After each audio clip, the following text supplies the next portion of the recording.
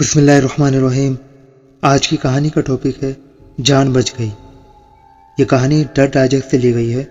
بس نے جب مجھے شہر میں اتارا رات کے 11 بج چکے تھے۔ مجھے ابھی اور آگے سفر کرنا تھا۔ میں حیدرآباد میں اپنے عزیز کی شادی کی تقریب میں شرکت کرنے آیا تھا۔ دفتر سے 2 دن کی چھٹی لے کر حیدرآباد روانہ ہونے کے لیے دفتر سے نکل آیا تھا۔ ڈرائیور بس میں سواری کم ہونے پر بار بار رستے میں بس کو روک کر سواری بٹھا رہا تھا۔ اس کے کئی بار بس کے روکنے پر مسافروں نے احتجاج بھی کیا کہ اس طرح تم ہمیں لیٹ کر دو گے، مگر ڈرائیور کہاں کس کی سنتے ہیں، جو ان کے دل میں آتا ہے وہی کرتے ہیں۔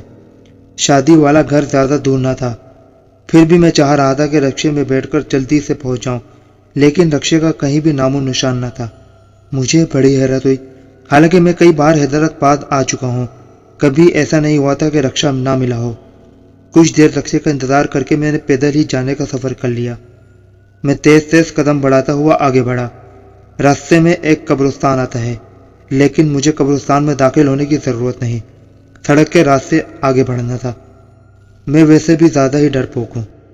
قبرستان قریب آنے پر میرے من میں خوف سا پیدا ہوا، لیکن میں نے اس خوف کو جھٹک دیا کہ ڈرنے کی کون سی بات ہے، میں کون سا قبرستان کے اندر جاؤں گا۔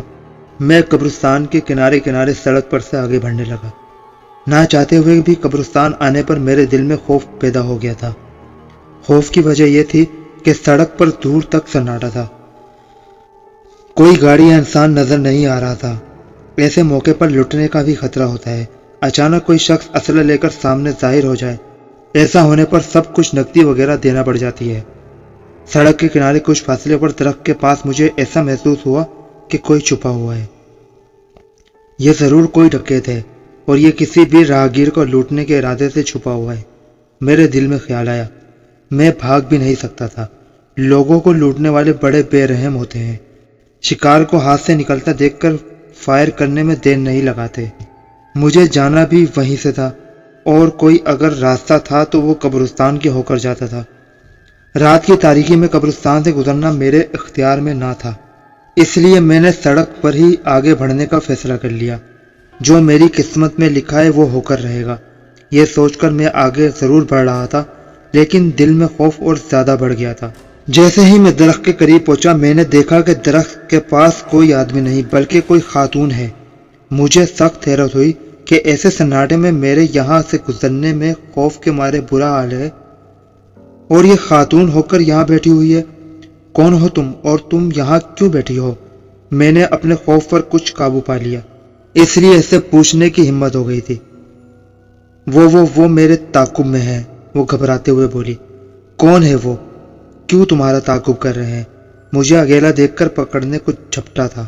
میں بڑی مشکل سے اس سے بچتی بچاتی قبرستان میں گھس گئی تھی، وہ بھی قبرستان میں گھس گیا۔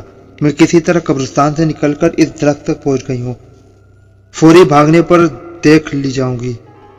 میں اس کے قبرستان سے نکل جانے کا انتظار کر رہی ہوں، اس کے جانے پر ہی میں آگے بڑھ سکتی ہوں۔ تم کہاں جانا چاہتی ہو؟ میں کراچی جانا چاہتی ہوں۔ اس وقت تمہیں کراچی جانے کے لیے کوئی گاڑی نہیں مل سکتی، اس لیے بہتر ہے واپس اپنے گھر چلی جاؤ، میں نے اسے مشورہ دیا۔ میرا گھر یہاں نہیں، کراچی میں ہے، یہاں میں کسی کے گھر نہیں آئی، میں اپنا علاج کرانے کے لیے ڈاکٹر کیسر کے پاس آئی ہوں۔ ان کے ہاتھ میں بہت شفا ہے، بہت سارے مریض ان سے فیض یاب ہو چکے ہیں۔ میں ان کی شہرت سن کر آئی تھی۔ ڈاکٹر کے پاس مریضوں کی بہت بھیڑ تھی، اس لیے مجھے دوائی لینے میں دیر ہو گئی۔ جب میں ڈاکٹر کیسر کے کلینک سے نکل کر کچھ فاصلے پر پہنچی، وہ گنڈا میرے پیچھے لگ گیا۔ اس سے بچنے میں مزید لیٹ ہو گئی۔ اب مجھے کسی ہوٹل میں قیام کرنا پڑے گا۔ میں بھی کراچی سے ایک شادی میں آیا ہوں، ہوٹل سے بہتر ہے تم میرے ساتھ چلو، رات گھر میں گزار کر صبح کراچی چلے جانا، میں نے کہا۔ شادی کے گھر والے تم سے یہ نہیں پوچھیں گے تم مجھے کیسے جانتے ہو؟ وہ بولی۔ میں کہہ دوں گا کہ تم میرے دوست کی بہن ہو اور صبح ہونے پر اپنے ایک عزیز کے گھر چلی جاؤ گی۔ ہاں یہ ٹھیک ہے، ویسے بھی میں نے سنا ہے ہوٹلوں کا ماحول اچھا نہیں ہے، اکیلی عورت کو دیکھ کر خواہ مخواہ کسی غلط فہمی کا شکار ہو جائیں گے اور غلط سلط قسم کے سوالات بھی کریں گے، اس نے کہا۔ ہاں، میں اس لیے تمہیں شادی والے گھر چلنے کا مشورہ دے رہا ہوں۔ میرے کہنے پر وہ میرے ساتھ چل دی۔ تھوڑی دور چلنے پر اس کی رفتار سست ہو گئی۔ ارے کیا ہوا؟ تم اتنے پیچھے کیوں رہ گئی ہو؟ میں نے پوچھا۔ میں تمہاری طرح تیز تیز نہیں چل سکتی۔ ٹھیک ہے، میں اپنی رفتار کم کر لیتا ہوں، میں نے مسکراتے ہوئے کہا۔ میرے اپنے چلنے کی رفتار کم کرنے پر اچانک مجھے محسوس ہوا کہ میرے کندھوں پر بھاری وزن آ گیا ہے۔ میں نے اپنے کندھوں کو دیکھا، کندھوں پر کچھ بھی نہیں تھا۔ سمجھ میں نہیں آ رہا تھا کہ کندھوں پر کچھ بھی نہیں ہے اور کندھوں پر بوجھ اتنا آ گیا ہے جیسے منوں کے حساب سے کوئی چیز میرے کندھوں پر آ گئی ہو۔ قبرستان کے پاس سے گزرنے پر ممکن تھا کہ کوئی عصبی چیز نے مجھ پر حملہ کر دیا تھا، اس لیے میں نے قرآنی آیت پڑھ کر اپنے کندھوں پر پھونک ماری۔ اس کا یہ اثر ہوا کہ میرے کندھوں پر سے بوجھ اتر گیا اور میں ہلکا پھلکا ہو گیا۔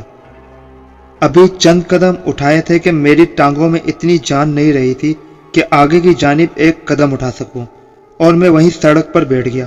اچانک میری اس خاتون پر جب نگاہ پڑی تو حیران رہ گیا، وہ بہت خوش دکھائی دے رہی تھی۔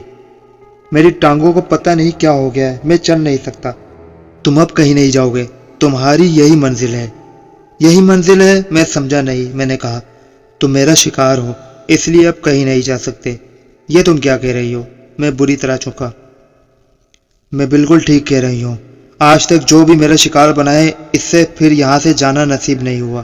میں تمہارے جسم کا سارا خون پی جاؤں گی۔ تم میرا خون پیو گی؟ میں نے گھبرا کر پاؤں کی طرف دیکھا۔ اس کے پاؤں الٹے تھے۔ یہ دیکھ کر مجھ پر کپکپی طاری ہو گئی۔ مجھے یہ سمجھنے میں دیر نہ لگی کہ میں چڑیل سے دھوکہ کھا گیا ہوں۔ خدا کے لیے مجھے چھوڑ دو اور جانے دو۔ میں نے اس سے التجا کی۔ کیسے جانے دو؟ کوئی ہاتھی شکار کو بھی جانے دیتا ہے؟ وہ غصے سے گھررائی۔ میں خاتون سے ہمدردی کرنے کے چکر میں پھنس گیا تھا۔ بزرگ ٹھیک کہتے ہیں کہ سوچ سمجھ کر کسی سے ہمدردی کرنی چاہیے۔ اس سے ہمدردی کرنا میرے گلے پڑ گیا تھا۔ میری سمجھ میں نہیں آ رہا تھا کہ اس چڑیل سے کیسے اپنی جان چھڑاؤں۔ اس چڑیل نے مجھے پکڑ کر گھسیٹنا شروع کر دیا۔ وہ قبرستان کے اندر جا رہی تھی۔ مجھ میں اتنی جان نہیں رہی تھی کہ خود کو کسی طرح سے اس سے بچا لوں۔ قبرستان میں چاروں طرف سناٹا اور گھپ اندھیرا تھا۔ میں اپنے بچاؤ کے لیے چیخنا چاہتا تھا، مگر میری آواز گھٹ کر رہ گئی تھی۔ کچھ دور لے جا کر اس نے مجھے ایک ٹوٹی ہوئی قبر کے پاس پھینک دیا۔ یہ قبر دیکھ رہے ہو؟ وہ بولی۔ ہاں، میں بڑی مشکل سے اتنا ہی کہہ سکا۔ اب یہ تیری قبر ہے۔ اس قبر میں نہ جانے کتنے تجھ جیسے نوجوان دفن ہو چکے ہیں۔ کسی کو کانوں کان خبر نہیں ملتی کہ رات میں کیا ہوا ہے۔ میں نوجوانوں کا خون پی کر اس کی لاش کو اس قبر میں ڈال دیتی ہوں، چڑیل نے کہا۔ اچانک ایک طرف سے اس کے جیسے حلیے والی چند اور چڑیلیں آ گئی۔ ارے واہ، آج تم نے اچھا شکار پھانسا ہے، اس کے خون سے ہم سب کا پیٹ بھر جائے گا۔ ایک بولی، میں تم چڑیلوں کا خوب خیال رکھتی ہوں، ہم سے کوئی شکار پھنستا نہیں ہے اور تم بڑی آسانی سے شکار کو پھانس لیتی ہو۔